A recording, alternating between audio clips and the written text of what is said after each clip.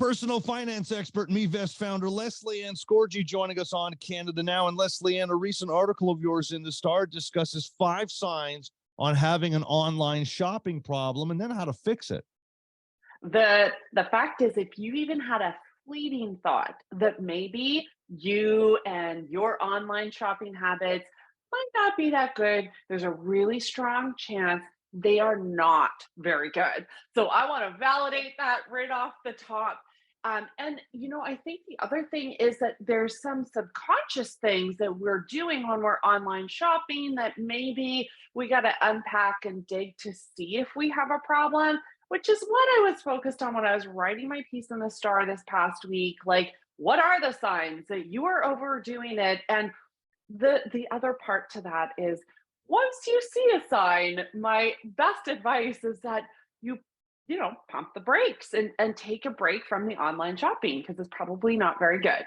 It's good advice and timely as always, because I think now we've reached a point where we're very comfortable shopping online. Maybe a couple of years ago, certainly pre-pandemic, if we bought something online, we'll be like, okay, did I do this right? Am I going to make sure? Okay, do I really need that? Should I do this? Whereas now it's like we've become so used to it. It's like nothing now, and it shouldn't be. So the 5 signs that you've highlighted in the Star that we'll discuss here. The first of which is a sign that you have an online shopping problem. A box shows up to your door and you forgot what you ordered. It's like that rush of excitement. You like hip check the door open and you're excited to see what it is that you ordered, but you can't remember what it is that you ordered. That is a telltale sign you are overdoing it. It's actually a sign of you being on spending autopilot. So when we talk about money mindset and transformation on shopping, overspending habits, we want to get you out of autopilot, because that is a slippery slope to debt. And we want to get you into like a very conscious place where you are aware of your patterns of spending. So the other thing about being on spending autopilot, that forgetful moment where you're like, oh, that thing that I forgot. Oh, right, it's that coffee grinder that I ordered because somebody gave me 1 bag of beans at Christmas time, and I need to grind that 1 bag of beans. That whole business of forgetting what you ordered or not really having a plan for it is a strong sign that you're bored. So boredom is not very good. It leads to autopilot. Autopilot leads to debt. And today, when you're hearing this, you're like, just the awareness that maybe you're on autopilot could be enough to shift you out of autopilot and get you into a more aware place. So that's kind of the first one, is like, if you're guilty of that hip check door scenario where you're like, I don't even know what's there, we're going to shift you out of autopilot right away. Yeah, you mentioned being bored, but also in the piece you mentioned being lonely, and this might all be a symptom of something else that you might have to deal with. And I think a lot of people have experienced this. When you're bored, when you're lonely, you shop to fill your cup. And what happens is, when you shop, and it's specifically online, like the digital marketplace it is rendered to you on your screen in a way to make you want to shop, to make you feel better, to make you feel like, that better body, that better mental health is right around the corner if I just buy X, Y, and Z. The challenge here is that when we shop, we get this release of a naturally produced chemical called dopamine. It's a brain chemical that causes our body to feel excited and engaged. So if you are bored and if you are lonely, that naturally produced chemical actually gives you a physical boost. The challenge with the dopamine release due to shopping is it wears off really fast. And so, no wonder we try and do it again. We try and recreate the experience. We want to feel that goodness again, that that flow of wonderful energy in our body. So we go back to the cart, back to the cart, back to the cart. So as we know about, like, as we learn about the excitement and how short-lived it is, and the cravings behind it, like there's actually a physical craving, you can see how that overspending cycle is quickly formed. The great news, though, is that a 24-hour pause between you filling your cart and actually hitting the purchase button is often enough to pump the brakes on the spending itself. And that 24-hour pause helps you regain control. What you'll find is it is enough to stop the overspending from happening. And when you have succeeded in, like, pausing and taking control, you will feel that release of dopamine. But on the other side, you will feel powerful, you will feel empowered, and you will feel that excitement that you kind of won this battle, which is really cool. Yeah, and I love that. You're not taking away that dopamine rush. You're doubling it by this Yes. process. Yes. And you also feel that dopamine like when you get a text from somebody and you haven't read it and you don't know who it could be from, unless you just texted somebody and you figure they're replying. But that rush. So getting back to the loneliness, maybe that dopamine that's necessary, maybe you just got to reach out to somebody and send them a text. I love that you just said that because we know so much about social media and we know about ads. And we also know, like, if you're getting text messages to buy products, that is extra bad because Yes. it is like a major trigger for people. And I'm going to give you an example. I bought like the most magnificent nylons a couple of years ago, and they, they they're like almost indestructible. Like, and I've got kids, so this is a big deal. Yeah. So I get text messages from them every once in a while, telling me about sales to do with these like indestructible nylons, which is so cool. But I got to tell you, not only when I get that text am I excited to see what they have, so I get excited, but I'm very tempted at the same time to go and purchase something that I don't need. Now, I use these as like I take a moment and go, that's really cool. But I've stopped by inserting that powerful pause. I don't go in and buy when I get that text message. But I do share it with some of my friends who I'm like, if you're a mom, you need some indestructible nylons. Like these will change your life. And they happen to be on sale 60%. What I'm trying to get at is, like, there's kind of like there is actually a social media linkage to that dopamine brain chemical. Yeah. So I'll tell you what, the third sign that you got a problem here, and it does impact the dopamine levels in the brain.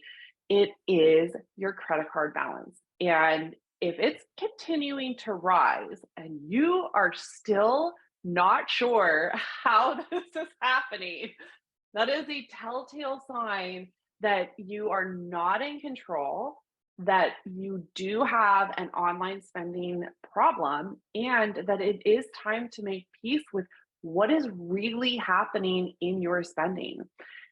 We've talked about this before, but like I call this ostriching, where you like put your head in the sand and you're like, I don't want to look, I don't want to look, I don't want to look at why my credit card balance is growing. But I can tell you what's really interesting about that dopamine thing is when that balance increases and you notice it increasing, you will not only have like the negative effects of like feeling possibly depression and anxiety about your finances, you're going to be stressed to the max.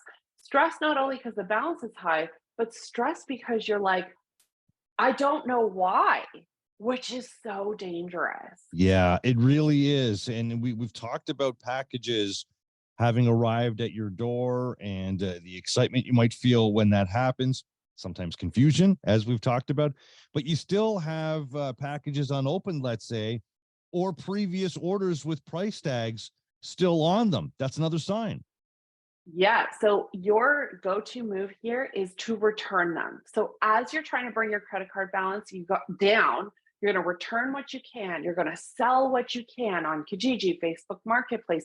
That is actually a moment where you're reconciling your credit card bill with reality. And another mechanism here is you can add into your budget some of the returns. So you can actually put money back into your budget, which does mean you have to have a budget. If you're going to get on top of this, I do encourage you to definitely have that budget.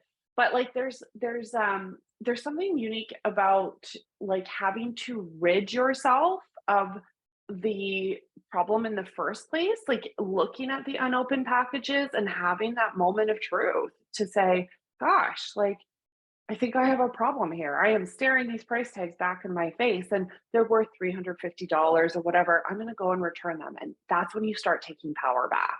I had an aha moment like that. I may have told you about this before, but it was a few years ago. And I think it was near the beginning of the pandemic where we were all a wreck. And I did this where I think I was looking for birthday gifts for myself or Christmas gifts or whatever it was. And my wife's like, yeah, shop for yourself, buy it, and then we'll wrap it up. And that'll be the thing that I get you or the kids get you or something like that.